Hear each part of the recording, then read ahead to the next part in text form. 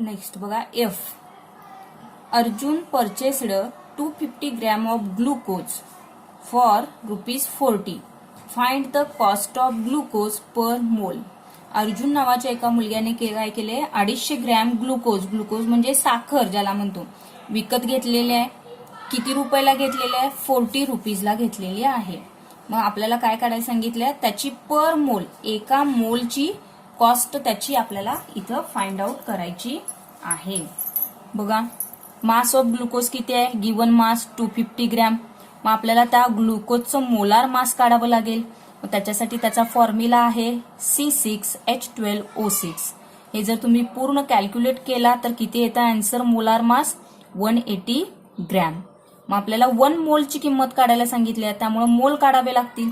मोल equals to given mass divided by molar mass. Given mass किती आहे 250 divided by 180. Number of moles किती आले मग, म्हणजे 250 ग्रॅम मध्ये किती मोल्स आहेत, 1.389 मोल्स आहेत. किती आहेत, 1.389 मोल. मग त्या मोलची किंमत किती आहे, ₹40. म्हणजे 250 ग्रॅम ग्लुकोजची किंमत किती, 40. म्हणजे त्याच्यामध्ये जे नंबर ऑफ मोल्स आहेत त्याची किंमत किती झाली, 40. बरोबर आहे. म्हणजे जसं बघा 1 डझन केळी ₹50 जर असतील तर म्हणजे 12 केळ्यांची किंमत किती झाली, ₹50. त्याच पद्धतीनं 250 ग्रॅम ग्लुकोजची किंमत ₹40 आहे. म्हणजे त्याच्यामध्ये जे नंबर ऑफ मोल्स आहेत त्याची किंमत देखील काय झाली, ₹40 झाली. पण आपल्याला काढायला कितीची सांगितले, एका ग्लुकोजची किंमत. म्हणजे इथं आपल्याला एका केळाची किंमत या ठिकाणी काढायला सांगितली असं कन्सिडर करूया आपण. म्हणजेच काय होईल, 40 भागिले 1.389. मग हे जर तुम्ही कॅल्क्युलेट केला तर तुमचा आन्सर किती येतं, ₹28.8. म्हणजे 1 मोल ऑफ ग्लुकोजची किंमत काय आली, ₹28.8. त्याच्यानंतर बघा हे ऍव्हरेज काढायचं आहे. नॅचरल आयसोटोपिक अबंडन्स हा आपल्या सिलेबस मधून कमी करण्यात आलेला भाग आहे. आता इथं convert following degree Celsius temperature two degree Fahrenheit. हे मी ऑलरेडी तुम्हाला सांगितलं होतं की याचं रिलेशन लिहून ठेवा, डिग्री सेल्सिअस आणि डिग्री फॅरेनहाइटचं. त्याच्यामध्ये फक्त व्हॅल्यू घालायचे, तुम्हाला आन्सर या ठिकाणी मिळून जातं. तरी देखील बघा 40 डिग्री सेल्सिअस दिलेलं आहे, त्याचं कन्व्हर्जन फॅरेनहाइट मध्ये करायचं आहे. फॅरेनहाइटचा फॉर्म्युला काय आहे, 9.5 degree Celsius plus 32. 9/5 multiply by degree Celsius किती आहे, 40 प्लस 32. 5 एके 5, 5 40. 9 गुणिले 8 72 आलं, अधिक 32. टोटल किती आलं आन्सर, 104 फॅरेनहाइट. 30 डिग्री याच पद्धतीनं केला की तुम्हाला आन्सर किती येतं, 86 फॅरेनहाइट. सोपा आहे. पुढे बघा, calculate the number of moles and molecules of acetic acid present in 22 gram of it. म्हणजे ऍसिटिक ऍसिडचे नंबर ऑफ मोल्स आणि नंबर ऑफ मॉलिक्युल्स काढायचे आहेत. त्याचं गिवन मास आपल्याला दिलेलं आहे 22 ग्रॅम. मग आता त्याचा पहिला मोलार मास काढावं लागेल. मग मोलार मास काढण्यासाठी ऍसिटिक ऍसिडचा फॉर्म्युला माहिती पाहिजे. तर ऍसिटिक ऍसिडचा फॉर्म्युला असतो CH3COOH. ठीक आहे. बघा इथं नंबर ऑफ मोल्स काढायला सांगितलेत, नंबर ऑफ मॉलिक्युल्स काढायला सांगितलेत, गिवन मास दिलेला आहे 22 ग्रॅम. मोलार मास आपण काढतोय. पहिला फॉर्म्युला आहे ऍसिटिक ऍसिडचा CH3COOH. हे जर कॅल्क्युलेट केला मोलार मास येतं 60. यावरून पहिला नंबर ऑफ मोल्स आपण काढू शकताय. Number of moles equals to given mass divided by molar mass. Given mass 22, molar mass आलेला आहे 60. यावरून नंबर ऑफ मोल्स किती आले, 0.3666 मोल्स. आणि याचे नंबर ऑफ मॉलिक्युल्स काढण्यासाठी फॉर्म्युला काय येतो, number of moles into Avogadro's constant. म्हणजे ही व्हॅल्यू गुणिले 6.022 इंटू 10⁻23 हे मल्टिप्लाय केला की तुमचा आन्सर किती येतं, 2.2080 इंटू 10⁻23 मॉलिक्युल्स. बघा इथं आलेलं आहे, आपण अप्रॉक्सिमेटली आन्सर आपलं तेच आहे.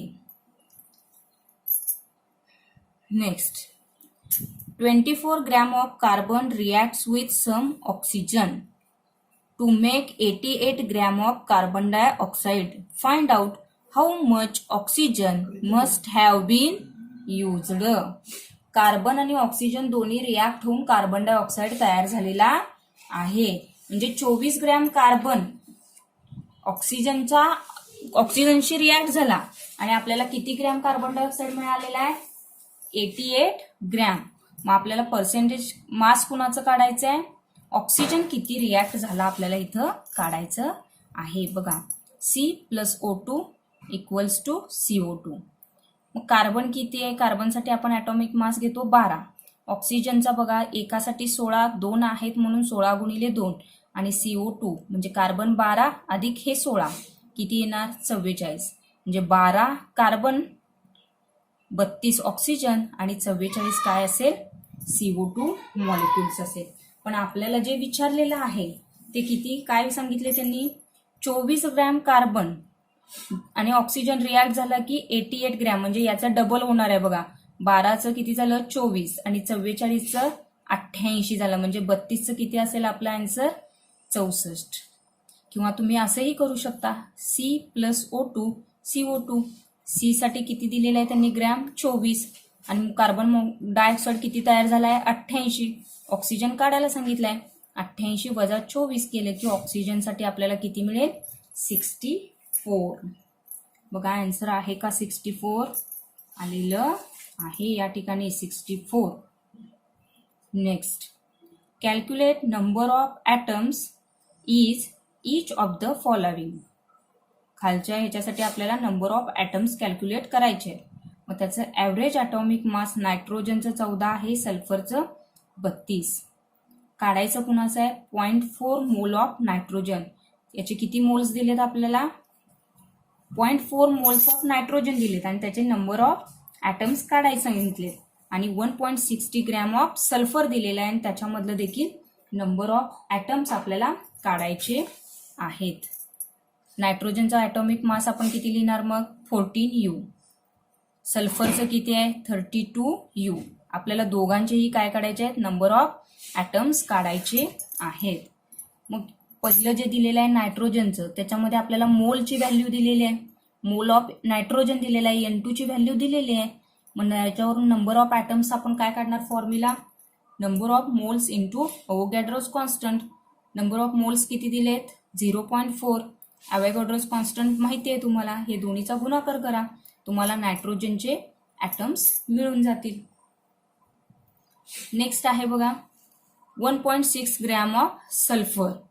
मग सल्फरचं दिलेलं आहे नंबर ऑफ ॲटम्स यातले काढायचे आहेत. मग सल्फरचा आपल्याला मोलार मास काढावा लागेल. सल्फरचा मोलार मास किती आहे? 32 आहे. पण याच्यामध्ये नंबर ऑफ मोल्स दिलेत का आपल्याला? नाही दिले. पहिला नंबर ऑफ मोल्स काढावे लागतील. नंबर ऑफ मोल्ससाठी फॉर्म्युला काय आहे? Given mass divided by molar मास. तुम्ही असं डायरेक्टलीही सोडवू शकता किंवा पहिला नंबर ऑफ मोल्स कॅल्क्युलेट करून इथं व्हॅल्यू पुट करू शकता. बघा डायरेक्टली गिवन मास किती आहे? 1.6 आहे. मोलार मास किती आलं? 32. 1.6 डिवायडेड बाय 32 इंटू अवोगॅड्रोस नंबर काय आहे? 6.022 इंटू 10⁻23. 16 एके 16, 16 दोन्ही इथं 32 येतं आणि या दोन्ही परत याला भागावला की आन्सर काय येईल तुमचं? 0.30115 इंटू 10⁻23 ॲटम्स. हे कॅल्क्युलेट करा कॅल्सीवरती किंवा लॉग टेबलवरती, तुम्हाला आन्सर कळून जाईल. पुढे L 2 gram of metal burn in oxygen gave 3.2 gram of its oxide. 1.42 gram of the same metal heated in steam gave 2.27 of its oxide. Which law is verified by this data? आता हा जो problem आहे हा law of definite प्रपोर्शनचा असल्यामुळं हा आपल्याला सिलेबसला विचारला जाणार नाही, त्यामुळे तो करण्याची आपल्याला काही एक गरज नाहीये. पुढे बघा, in 2 moles of acetaldehyde CH3CHO हा असिटाल्डिहाइडचा फॉर्म्युला आहे. Calculate the following: number of moles of carbon, number of moles of hydrogen, number of moles of oxygen, number of molecules of acetaldehyde. म्हणजे हा जो फॉर्म्युला दिलाय CH3CHO याच्यामधला हायड्रोजनचे moles, कार्बनचे मोल्स, ऑक्सिजनचे मोल्स काढायचे आणि ॲसिटाल्डिहाइड मॉलिक्युल्सचे नंबर ऑफ मॉलिक्युल्स काढायचे आहेत. तर इथं ॲसिटाल्डिहाइडचे 2 मोल्स दिलेत आणि त्या 2 मोल्स वरून आपल्याला या फॉर्म्युल्यामधले कार्बनचे, हायड्रोजनचे, ऑक्सिजनचे मोल्स काढायचे आहेत. बघा इथं ॲसिटाल्डिहाइड जो आहे याचा मोलार मास जर काढला तर तुम्ही याची सगळ्यांची बेरीज केली तर आपल्याला मोलार मास किती येतं 54. आणि नंबर ऑफ मोल्स ऑफ ॲसिटाल्डिहाइड किती दिलेत 2 मोल्स दिलेत. मग त्याच्यावरून आपल्याला त्यातले कार्बनचे मोल्स काढायचे आहेत. Number of moles of carbon equals to ॲसिटाल्डिहाइडचे मोल्स आणि multiply by number of carbon atom. या फॉर्म्युल्यामध्ये किती कार्बन ॲटम आहेत तो नंबर त्याला काय करायचा आहे मल्टिप्लाय करायचे आहे.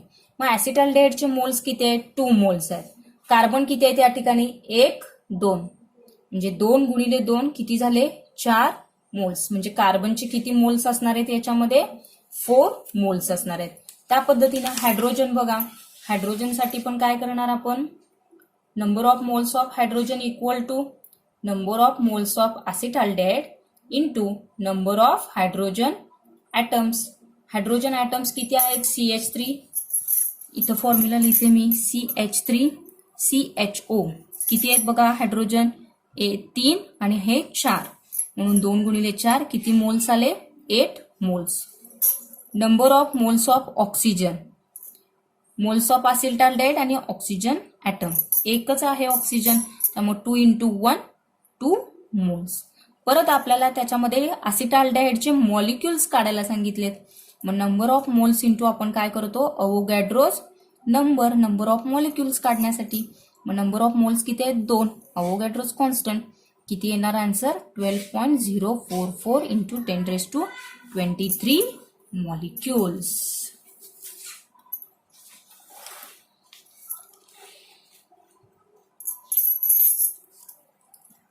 Calculate the number of moles of magnesium oxide MgO in 80 gram and 10 gram of the compound. Mgचं मास आहे 24, ऑक्सिजनचा आहे 16. काढायचं काय आहे आपल्याला नंबर ऑफ मोल्स. 80 ग्रॅम मध्ये आणि 10 ग्रॅम MgO मध्ये किती नंबर ऑफ मोल्स असतील.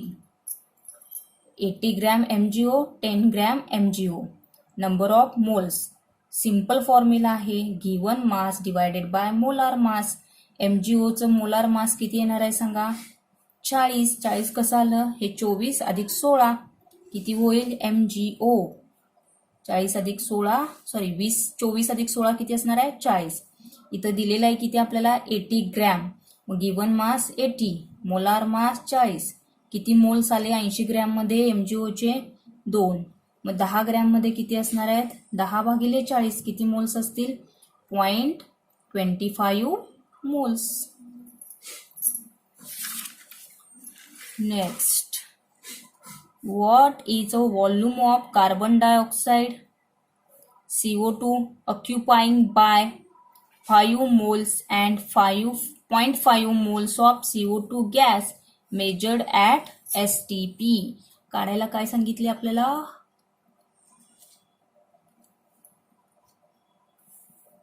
कार्बन डायऑक्साईडचा व्हॉल्यूम काढायला सांगितलेला आहे. नंबर ऑफ मोल्स दिलेले आहेत. नंबर ऑफ आता बघा व्हॉल्यूम म्हणजे आपण हा लिक्विड फॉर्म मध्ये आला.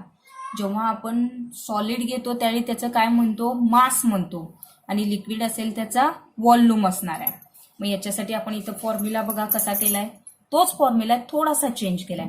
5 मोल्स आणि 0.5 मोल्सचा आपल्याला काय काढायचा आहे व्हॉल्यूम ऑफ कार्बन डायऑक्साईड, इथे CO2 करा, कार्बन फक्त लिहिले मी CO2. मग फॉर्म्युला नंबर ऑफ मोल्सचा काय असतो आपला, given mass divided by molar मास असतं. पण आपल्याला इथं दिलेली क्वांटिटी व्हॉल्यूम मध्ये म्हणून आपण फक्त काय घेतलं, given volume divided by molar volume. काढायचं आहे आपल्याला गिवन व्हॉल्यूम. मग number of moles into molar volume. Number of moles किती आहेत 5. मोलार व्हॉल्यूम ॲट STP किती असतं 22.4. मल्टिप्लाय केलं, आन्सर किती आलं 112. 5 मोल्समध्ये किती गिवन व्हॉल्यूम असेल त्याचा, मग 112 DM³.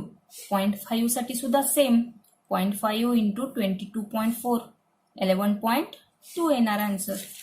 आहेत का बघा आन्सर 112 आणि 11.2.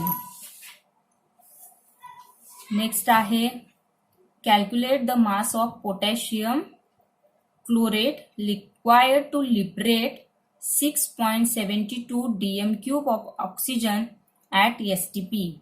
Molar mass of KClO3 is 122.5 gram moles. आपल्याला इथं काय करायचं आहे, मास म्हणजे गिवन मास आपल्याला या ठिकाणी त्यांनी काढायला सांगितलेलं आहे.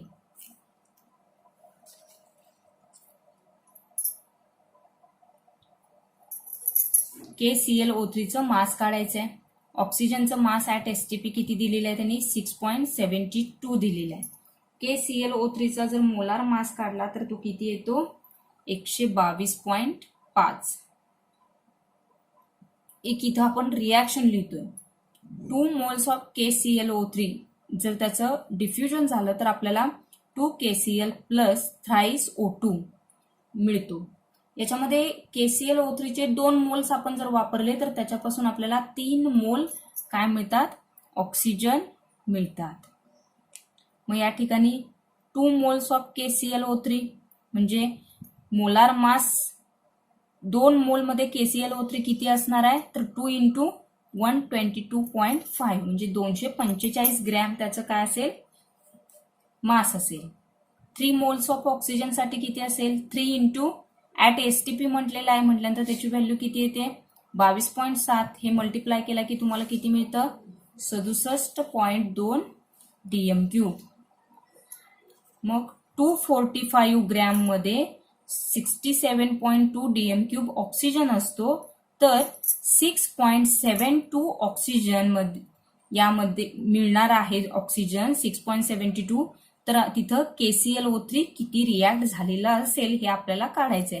इथं हा तिरकस गुणाकार केलेला आहे 245 into 6.72 divided by 67.2. X equals to किती आलं 24.5 ग्रॅम. आता या ठिकाणी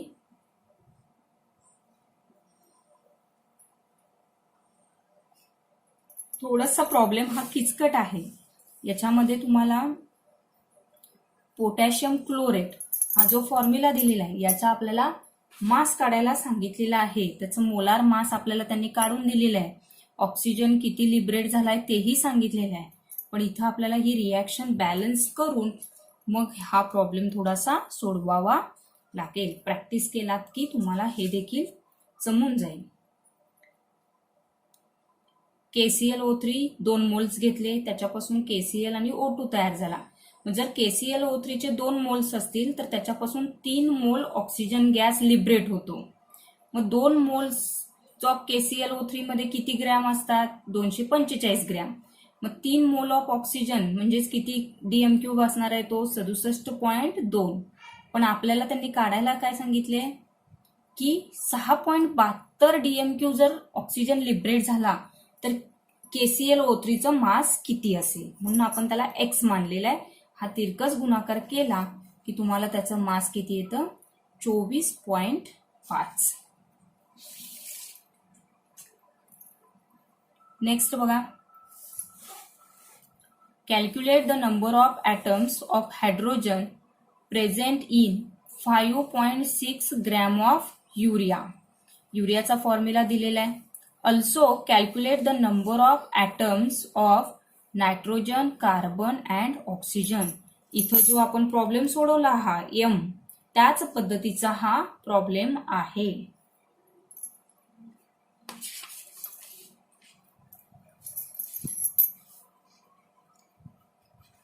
युरिया दिलेला आहे. युरियाचा फॉर्म्युला काय? NH2 twice CO. याचं मोलार मास काढलं की याचं मोलार मास किती मिळतं आपल्याला? 60 मिळतं. मग नंबर ऑफ मोल्स आपण त्याच्यातले काढले. गिवन मास किती आहे? 5.6. मोलार मास किती आहे? 60. म्हणजे नंबर ऑफ मॉलिक्युल्स किती आले? 0.0923 मोल.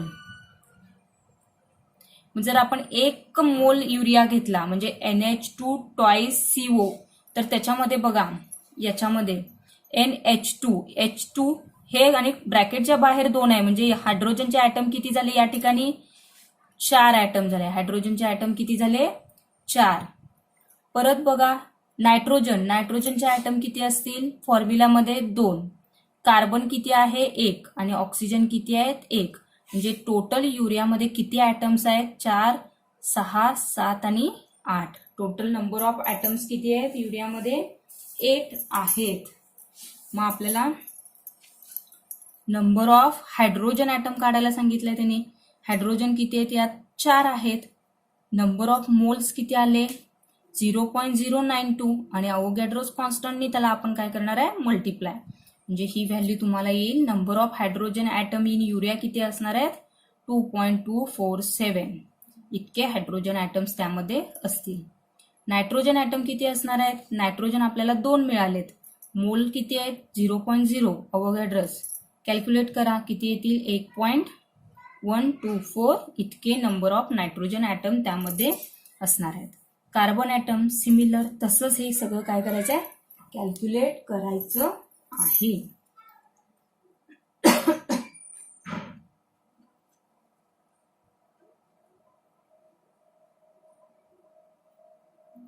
आपण नंबर ऑफ ॲटम्स काढत असताना फॉर्म्युला यूज करतो number of moles into Avogadro's constant.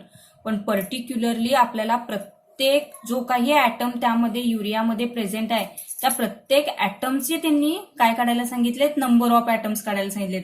म्हणून आपण त्याला काय करणार आहे?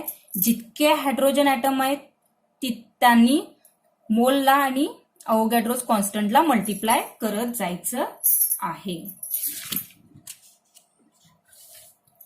लास्ट आहे calculate the mass of sulphur dioxide produced by burning 16 gram of sulphur in excess of oxygen in contact process. म्हणजे इथं सल्फर डायऑक्साइड SO2 तयार झालेला आहे. कधी तयार झाला? जेव्हा सल्फर आणि ऑक्सिजन दोन्ही रिॲक्ट झाले. म्हणजे S+O2 ची रिॲक्शन होऊन काय मिळाला? SO2. पण सल्फरसाठी ॲटॉमिक मास किती आहे? 32. ऑक्सिजनचं एकाचं 16 आणि 2 ऑक्सिजन आहेत म्हणून त्याचं किती झालं? 32 झालेलं आहे. आणि टोटल S+O2 किती होणार आहे बघा? 32 अधिक 32 किती होईल? 64. पण आपल्याला त्यांनी जो सल्फर दिलेला आहे तो किती ग्रॅम आहे? 16 ग्रॅम सल्फर रिॲक्ट झालेला आहे. म्हणजे या 32च्या आपल्याला काय करावं लागेल? निम्म करावं लागेल. म्हणून आपण याला डिवायडेड बाय 2 केलं, याला डिवायडेड बाय 2 केलं. म्हणून प्रत्येक क्वांटिटीला आपण काय करणार आहे? डिवायडेड बाय 2 करणार आहे. हे 16 आणि ह्याचा आन्सर काय येईल मग? 32. म्हणजे 16 ग्रॅम सल्फर बर्न झाल्यानंतर आपल्याला 32 ग्रॅम काय मिळणार आहे? सल्फर डायऑक्साईड मिळणार आहे. अशा पद्धतीने ही तुमची पहिली एक्सरसाइज कंप्लीट झालेली आहे. ज्यांनी वहीमध्ये केली नसेल, ज्यांचे प्रॉब्लेम्स राहिले असतील, कळाले नसतील, सुटले नसतील, त्यांनी सगळ्यांनी कंप्लीट करायचं आहे.